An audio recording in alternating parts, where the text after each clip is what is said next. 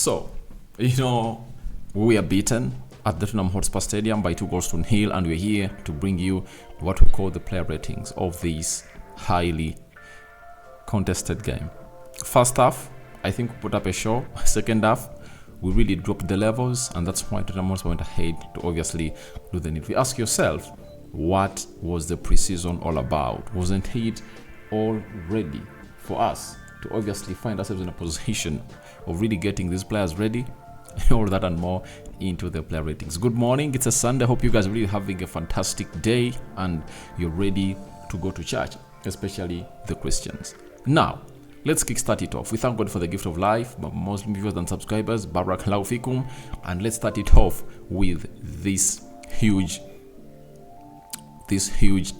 rating of the players of Manchester United. Is there any player who's going to get something huge?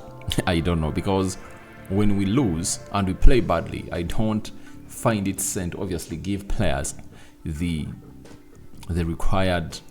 I don't want to exaggerate my ratings. That is it. Now, for Andre Onana, he did nothing wrong in the entire game. He did what he had to do, put in those saves that were really required, commanded the defense very well, and none of those goals you would really go ahead and obviously blame him for.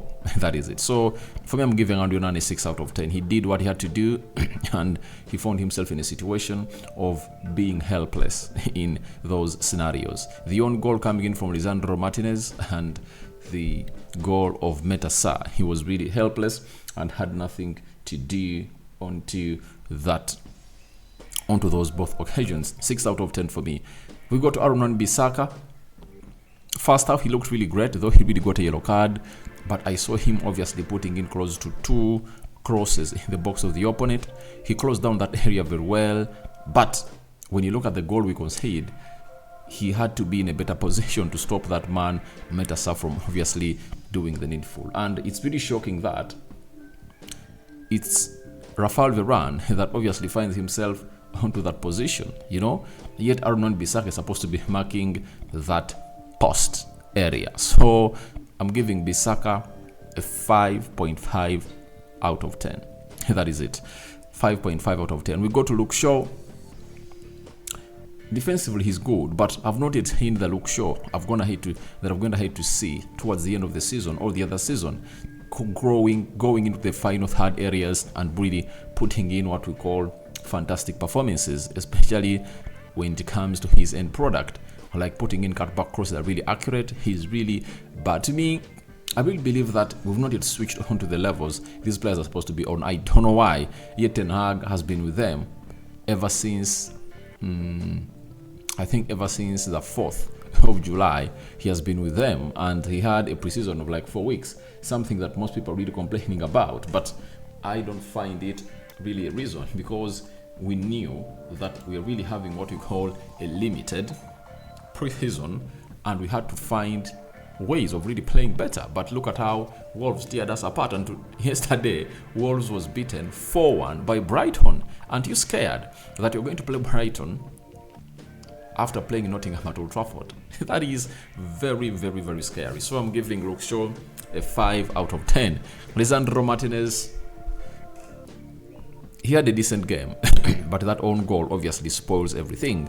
It obviously puts us out of the game, and we just know that it's done and dusted. Even the minute it came in through in the 87th minute. Yet, if I told you we are 1-0, you would have gone ahead to understand that at least we would force him for a point and obviously push for one more goal. But when it was 2 down, you saw the players downing tools, and that is one of the things that you don't like to see at the club of Manchester United. At least even if it's 2-0, I wanted to see the bodies of these players, especially those that are going to hate to come on through Martial, Sancho. I think it's only Pellistri that put in a shift. Ericsson doing the unusual, but obviously they went ahead to put down tools, and I'm giving Lisandro Martinez a 5 out of 10. Rafael Varane, I'm giving him a 6.5 out of 10. Do you know why? He commanded that defense and he put in the shift. He was really a very good player, and it looks like he has gone ahead to really overcome his injury, and he's looking really good. For me, I liked the way he played, and the shift he put in was really very, very okay. And you cannot blame him for any of those goals that we conceded. You can't. You can't. So I'm giving him a 6.5 out of 10. Casemiro, I think people are really watching a different game altogether like me, but I think Casemiro has been doing his job. Casemiro has been doing his job. He has just been isolated due to the absence of Mason Mount and Bruno Fernandes in that midfield. In the first half, we did very well in that midfield. I saw Mason Mount tracking back, Bruno Fernandes doing the needful and putting in the energy. But second half, where were these players? Because Tottenham Hotspur was passing through us like a hot knife through butter. That is it. And Casemiro, to show you that he's really one of those players that's going to obviously elevate the team and be a different kind of player. I think no player at Man United registered more shots towards goal than Casemiro. He even made the goalkeeper of Spurs to make the best save of the game for me when he headed that ball that I think was delivered by Bruno Fernandes and the goalkeeper fisted it out into the corner. That is it. So for me, Casemiro, he deserves a 6.5 out of 10. Let's go to Bruno Fernandes. Guys, you know, I've seen people comparing him to Kevin De Bruyne. I've seen some people saying that he's better than Odegaard. Bruno is not better than any of those players because none of those players will obviously go in and obviously be petulant onto that stadium. Secondly, when they get the ball, especially in the midfield, they obviously find the right pass and they do the right job with the ball. But for Bruno Fernandes, he keeps on forcing things. And let me tell you, even when he puts in assists, you know, he gives us he gives us bad passes when it comes to really transitions. And this is where I tell you that some time has come for Ten Hag to really know certain things, that how to change certain things. If he's to play Bruno, let him play Bruno in the double pivot with Casemiro, right? And let Eriksen take over that role, because the central attacking midfield of Man United is really, really very petulant. Putting in close to 5 blind passes, you know, that could have gone ahead to cost us in the game of Wolves. And even today, when you're playing Tottenham Hotspur, he did the same. That is very bad. That is very bad for a person who's supposed to be really taking the game to the opponents, and he just goes ahead to lose that ball stupidly like that. I hate it, and I don't want it to happen anymore at the club of Manchester United. So I'm giving Bruno a 5 out of 10. Mason Mount, he tried a little bit, but not to the levels that United is supposed to be. Trust me, if we got that amount of money and we got in maybe Ramel Lavia, or we got half of that money and got in Sofian Amrabat, would have gone ahead to do a better job than Mason Mount. So we lack another physical body alongside Casemiro. We lack it. And the way we are playing is really ugly. And I worry for the game you're going to play before you go to the national break on the 3rd of September against Arsenal. I worry a lot, because I really believe that we should be doing better, and we are not. Manchester United should be acting better, but it's not doing better. That is really one of those things that we should come out and obviously talk about in a nick of time. So as it stands, it's all about us losing stupid games like that. And Mason Mount, I'm going to give him a 4.5 out of 10. To me, was again another worst player performing on the field of play. And Ten Hag should understand that we are not going to buy players and bring them to this club and favor them, yet they are not giving us results. Favoritism is one of those things that I've not known Erik Ten Hag for. You know, it's one of those things I've not been knowing the previous season. Sorry, that one season that we really did very well. So I anticipate that he needs to change this, and I'm giving Mason Mount a 4.5 out of 10. When we go to Antony, he's another player that Erik Ten Hag favors. That is it. He's another player that Erik Ten Hag favors. That is it. He favors the player, yet this player is obviously not doing the needful for the club of Manchester United.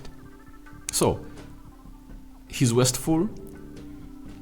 He wants to pass through a forest of legs. He ends up swamped and losing the ball.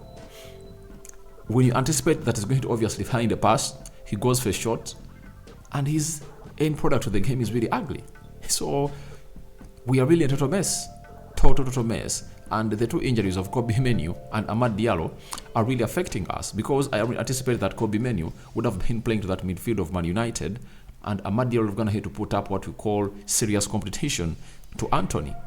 And Erik ten Hag does not want to bring on Sancho to play as a right attack midfielder, because he knows what Sancho offers. When he plays there, he's going to really expose Antony in that position. So I really look at that team, and I really believe that now favoritism is kicking in, because there are players that Erik ten Hag has gone ahead to sign in, and he wants to obviously force them into the team, yet they are not really performing. Antony is another one who needs to up his game.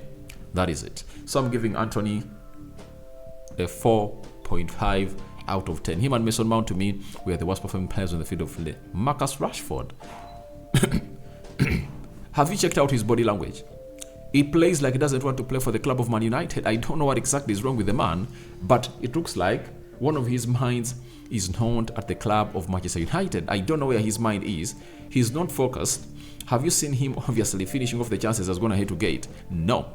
He's playing very poorly. And Rashford, I'm giving you a 4.5 out of 10. You are another player that never showed up onto the occasion. Even when we are playing Wolverhampton Wanderers, looks like he doesn't want to lead the line. As Roy Keane really went ahead to say that his body language shows he doesn't want to be leading the line for Manchester United as a centre forward. So, maybe he's ready to tussle it with Garnacho, and that obviously sends the red to him that maybe Ten Hag is going ahead to decide that Garnacho should be playing that side. So, we got Alejandro Garnacho. A 5 out of 10 for me. He's lacking that killer instinct that he had last season. I don't know what is really wrong with him. You know, we are not really connecting. The cohesion is really bad. You know, in transition, we look good. But when the ball reaches to Antony, Marcus Rashford, or Garnacho, those three forwards of United, they obviously tend to do the worst with the ball. And we don't obviously create clear-cut chances. That is it. I think the clear-cut chance that we had for me, it was for Bruno Fernandes, when I think, who chipped him through? Was it Garnacho? Yeah, Garnacho chipped him through, and Bruno headed the ball way far. That is it. So, we are looking ugly in the final third. But you saw it with Antony Martial came on through. We looked like a team is taking shape. And if I am Erik ten Hag, I start Martial in the game of Nottingham Forest, because Rashford has shown you he cannot obviously fire all cylinders when he's really playing into that position. That is it. So I'm giving Garnacho a 5 out of 10. We go to the substitutes. Eriksen. To me, he deserves a 6 out of 10. He brought composure, passing, elite passing, line-breaking passes, and we started to obviously control the game a little bit. And this obviously shows Erik ten Hag that Mason Mount should be obviously thrown down the pecking order, and obviously maybe bring in Eriksen to play in that double pivot with Casemiro as we did last season. So I'm giving Eriksen a 6 out of 10. Sancho, 5.5 out of 10. Body language was poor after we conceded the second goal, but he saw to it that was trying to cook out certain things, the composure, pressing, and obviously trying to obviously make things happen and put up the intensity. So 5.5 out of 10 for me for Sancho. We go to Facundo Pellistri. To me, I believe Facundo is one of those players that is really developing day in, day out, and is putting in performances every time he comes off the bench that are really elite. And sometimes you think that, why doesn't the manager start him in a certain game and maybe get Antony off the bench? Because Antony needs to get serious on the field of play. That is it. I saw him really trying to do back heel to pass the ball to Bruno recklessly like that. He loses possession recklessly like that and finds himself in a position where he's tracking back, and we lose out on our flow of the game. So I'm giving Pellistri a 6.5 out of 10. Then Anton Martial, I'm giving him a 5.5. Let me give him a 6. He showed us that when he's leading the line, he can act as a reference point, plays well with his back to goal. You know, we got a reference point, and it shows you the difference in between him and Marcus Rashford, that Marcus Rashford cannot play with his back to goal. If I'm Eric Ten Hag, in the game of Nottingham Forest, I really put that man on the field of play. So let's wait and see how that pans out. But those are my player ratings. For Eric Ten Hag, I'm giving him a 5 out of 10. He looked really bad. So my man of the match is in between Rafael Varane and Facundo Pellistri. That is it. But I'm going to give it to Facundo Pellistri. Facundo Pellistri is really a very good guy, and I think he should be starting over Antony. So Facundo Pellistri is my man of the match. I've seen people complaining about the penalty. To me, I believe we shouldn't be complaining about penalties, because how many chances did you create? That is it. How many chances did you create? I want us to be creating chances such that if when we miss a penalty, we can create another chance. That penalty came in through around the 30th minute. We had a full hour to play to change the result of this game, and we didn't. So if you don't make your chances count and you don't create chances to make them count, this is what you end yourself in through. So I sign out for now. See you later. I cover you all in the precious blood of Jesus Christ. Go to church. Those are going to church. Those are praying to home. Those that are praying from home, pray from home like me. Then my Muslim viewers and subscribers, Barakallahu Fikum, and see you later on the day. Bye bye.